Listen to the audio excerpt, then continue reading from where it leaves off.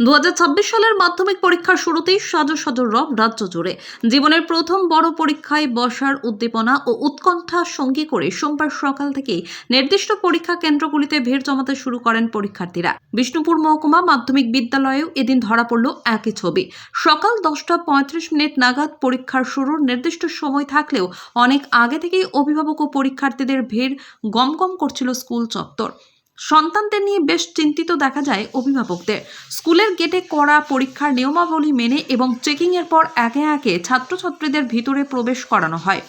শহরের এই গুরুত্বপূর্ণ কেন্দ্রে নিরাপত্তা ও সুষ্ঠু পরিবেশ বজায় রাখতে সক্রিয় ভূমিকা নেয় পুলিশ প্রশাসন।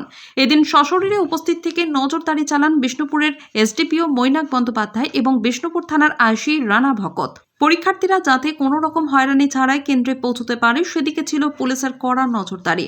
কোনো অপ্রীতিকর ঘটনা ছাড়াই এদিন বিষ্ণুপুরে নির্বিঘ্নে শুরু হচ্ছে মাধ্যমিকের প্রথম দিনের পরীক্ষা। বাঁকুড়ার বিষ্ণুপুর থেকে তুফান শেখের রিপোর্ট, ক্রাইম প্রেস বেঙ্গল।